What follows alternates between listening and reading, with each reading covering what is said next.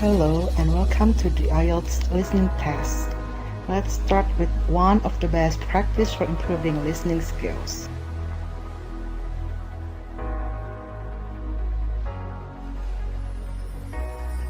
Section 1.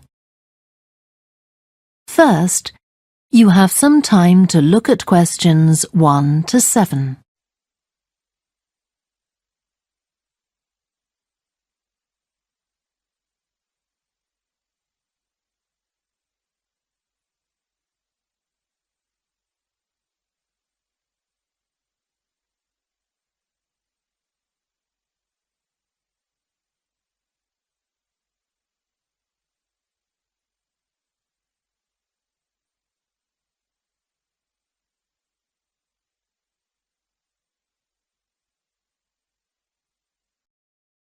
Now we shall begin.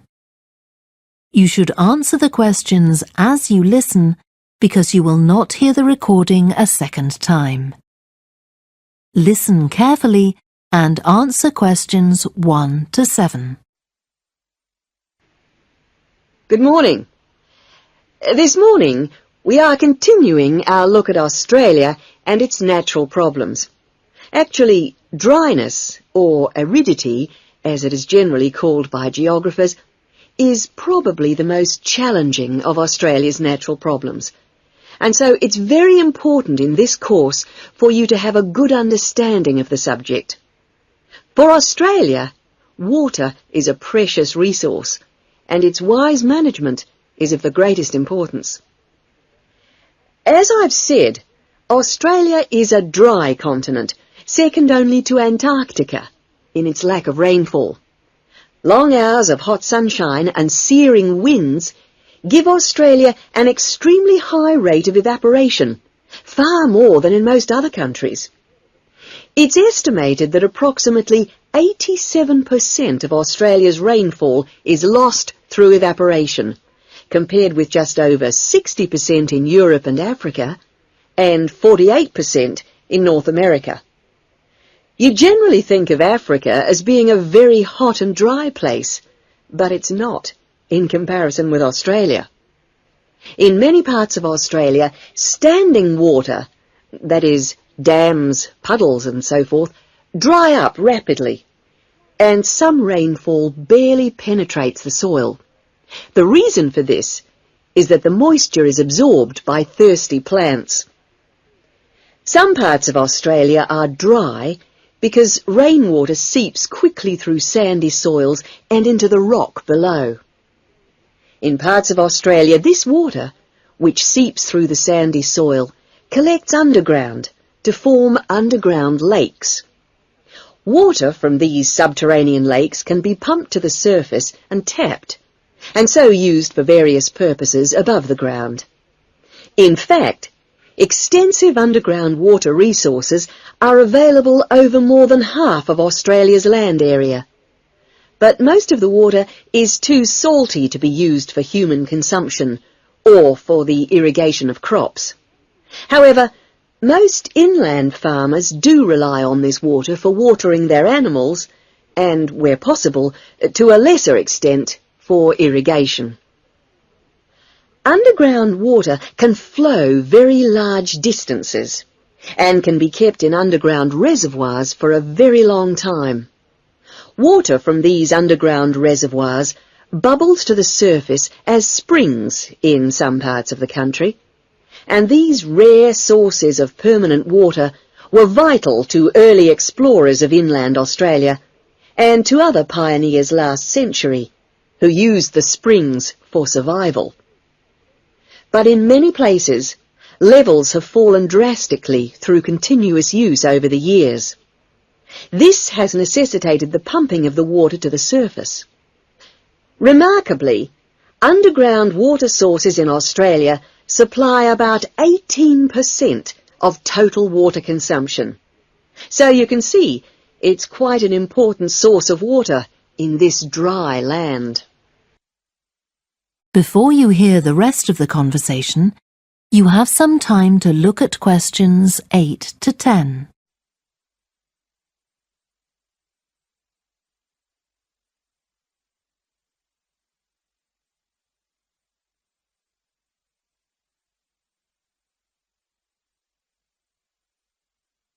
Now listen and answer questions 8 to 10. So, most of the consumption of water in Australia comes from water which is kept above ground. More than 300 dams regulate river flows around the country.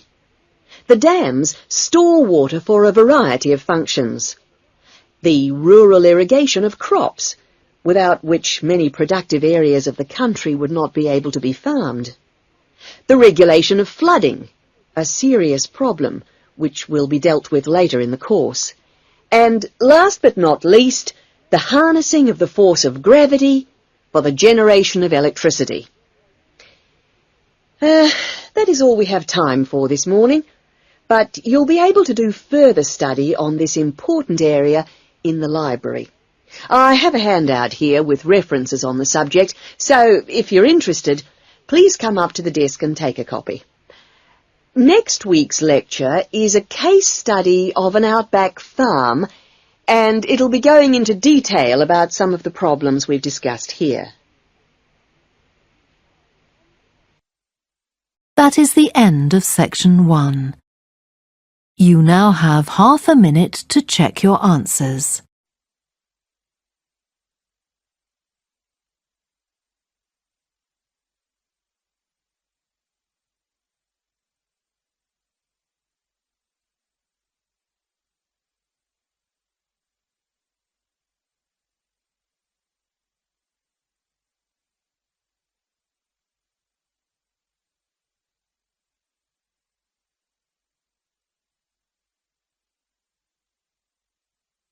Section 2.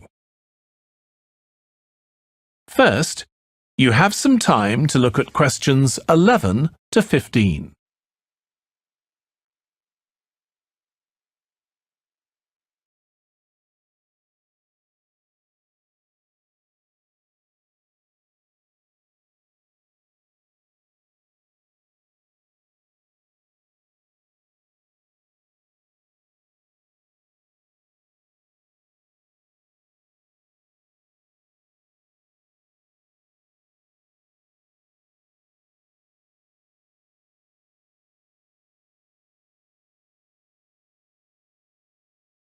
Now listen carefully and answer questions 11 to 15. Hello, John. What can I do for you? Well, I heard about these counselling sessions from a friend doing a science course, and I was really interested. I think they should be compulsory, really. Well, to be quite honest, John, I think they would be useful for everybody, but, well, everybody has their own way of going about things. I prefer people just to drop in when they can. Yes. I find that talking to students about the requirements of a course helps to clarify what needs to be done. I mean, the biggest difference between college and school is that new college students really have to do a lot of work on their own, and it's sometimes useful to get advice on how to take control of your time and work effectively. Yes. I mean, it seems like a very light workload until assignment time comes, and then I seem to be working all night sometimes. I'm not the only one. It's ridiculous. The resource centre is very good, but it closes so early. It's in the library, and so you think you could use it more. It's a real problem for me. Well, you're certainly not the only person in that position, as I'm sure you've found.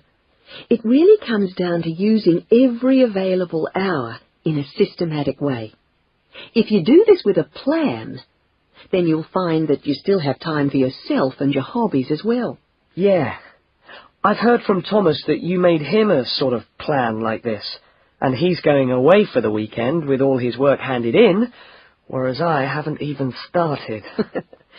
I need to find out a few more things about you first. I'll give you this form to fill in about your lectures and things before you leave. Before you hear the rest of the talk, you have some time to look at questions 16 to 20.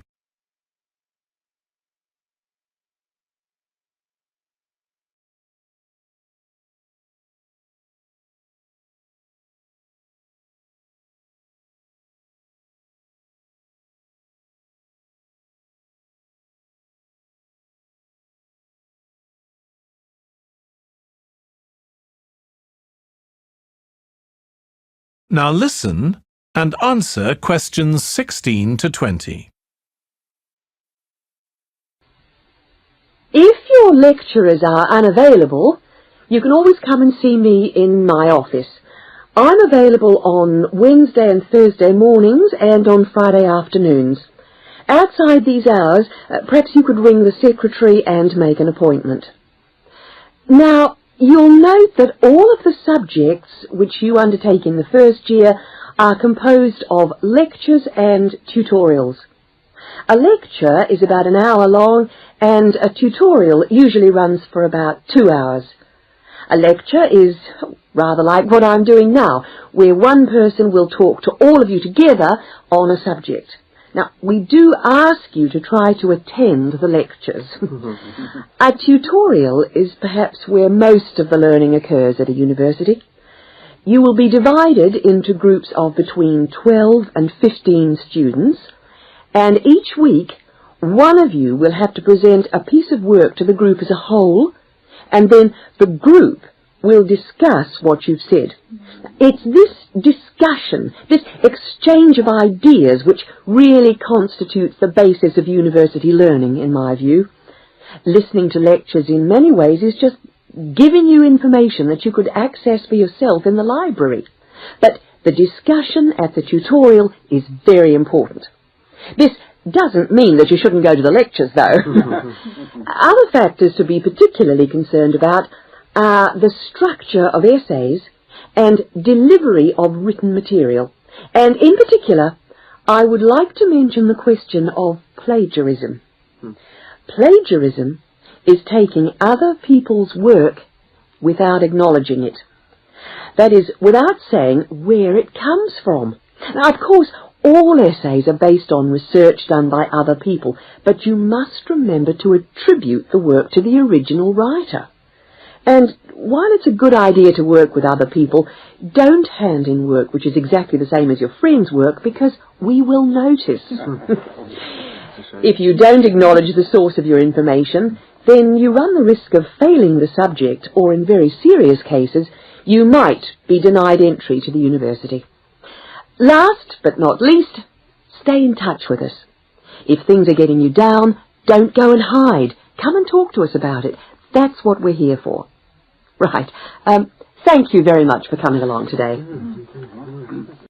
That is the end of section 2. You now have half a minute to check your answers.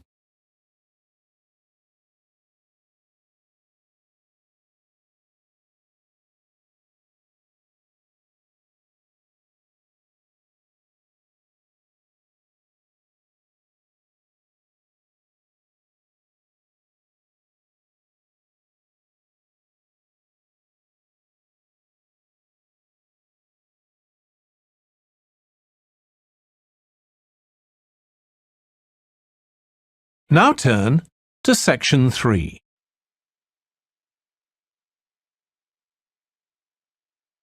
Section 3. First, you have some time to look at questions 21 to 25.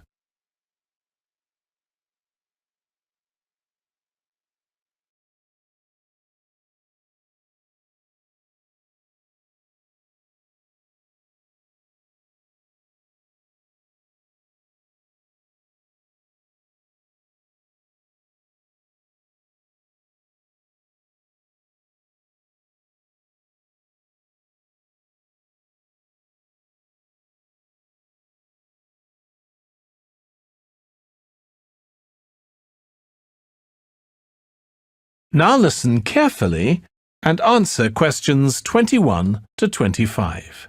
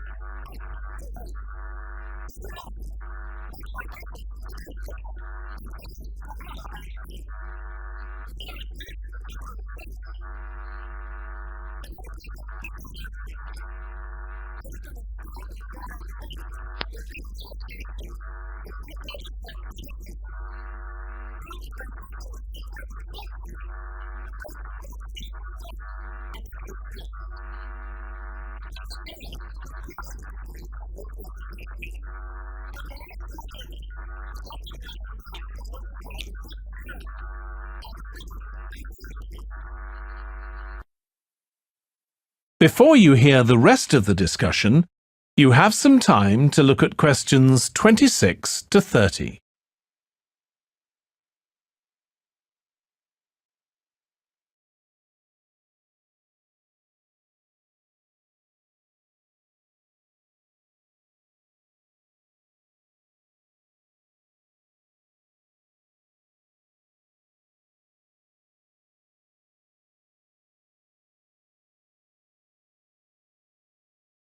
Now listen and answer questions 26 to 30. OK, we've got to decide who to promote to leading education officer. Someone from the arts faculty, I suppose. Well, it can be from any faculty, since the position requires more general skills. Handling personnel, settling disputes and motivating them to focus on the task. It was the last position which involved computer knowledge, not this one. Surely computer knowledge would help. So too would knowledge in the arts. Sure, it would help, but the key criterion is being able to direct the staff appropriately. So it doesn't matter then from which faculty we select our candidates? Not really, but I've already looked at those from computing and rejected them all. Why? They're all too new, lacking in sufficient experience, whereas these ones from the business faculty are long-timers, so we'll take someone from there. I suppose you're right. The arts faculty doesn't present much in the way of suitable candidates either. But we'll still have to train the person, teach the ropes, as they say, and he or she will have to expect to do overtime as needed. Of course, it can get so busy that if we were open on the weekend, they'd have to work then as well. Just as well we're a Monday to Friday university, right? Right. But are you sure these people will actually want the job? The salary isn't such an improvement on their current ones. I know, but there are benefits. You get overtime rates, a nice place to put your car, as well as additional petrol money if you drive for company purposes, which they'll probably be required to do. But those benefits are quite limited, especially given all the work and responsibility involved. People often don't like that.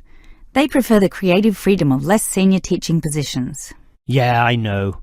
But these candidates should realise that if they do this job well, there'll be more promotions down the line. You know how everyone likes having their own office, right? Sure. Well, that would come after a few years, if they're prepared to work hard and grow with the university. Yes, that should attract these people. That is the end of section 3. You now have half a minute to check your answers.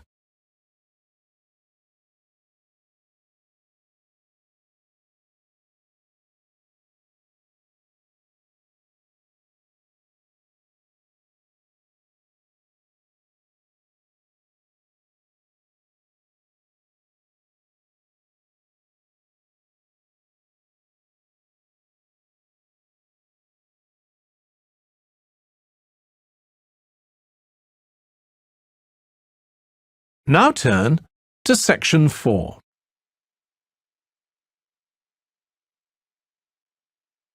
Section 4. First, you have some time to look at questions 31 to 40.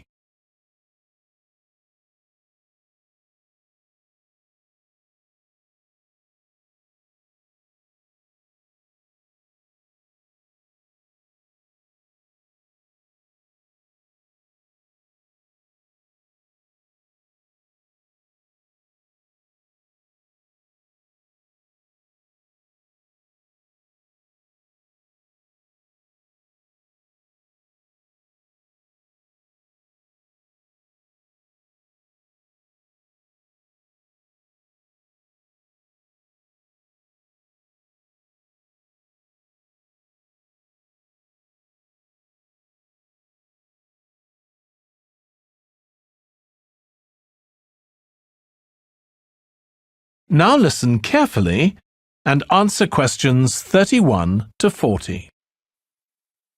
So the counseling services we offer deal with any problems arising from your studies or in your life outside the university.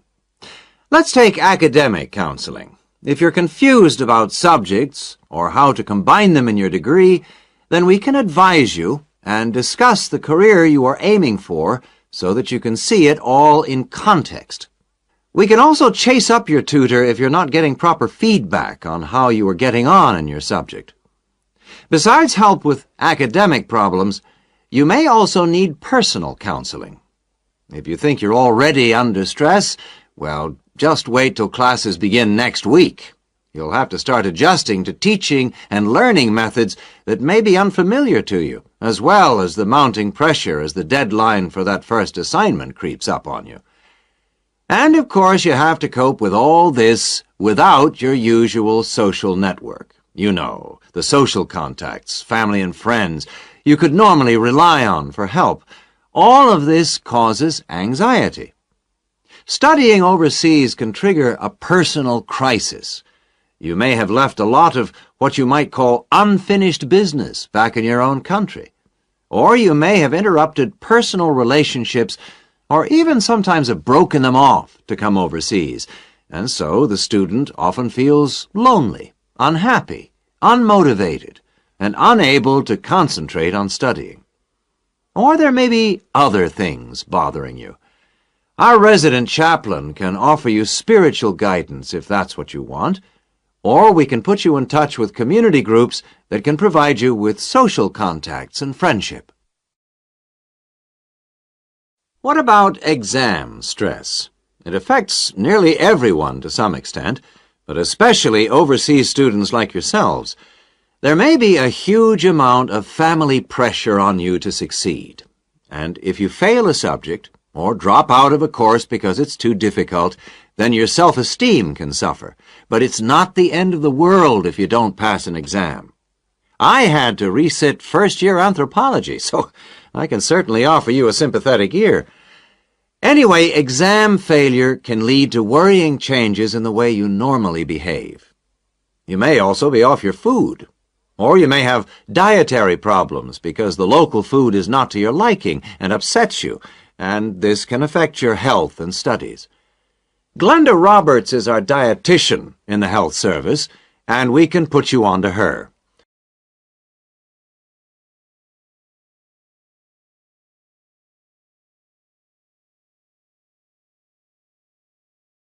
And we all have money problems, don't we?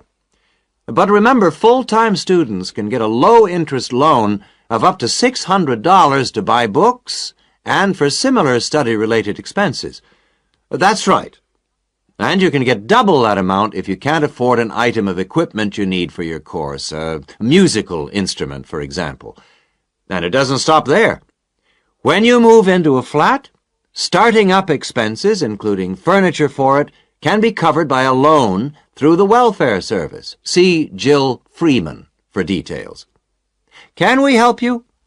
Well, last academic year, in spite of staff cuts, we counseled 240 international students for a total of 2,600 hours counseling.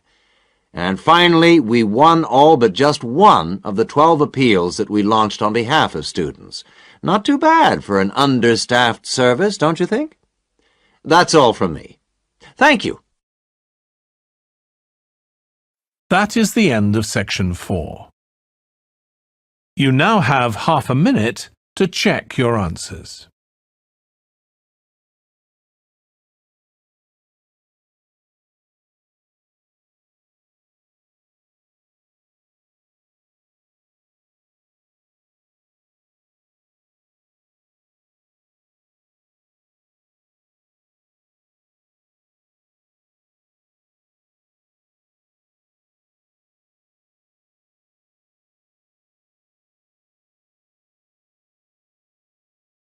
That is the end of the listening test. In the IELTS test, you would now have 10 minutes to transfer your answers to the answer sheet.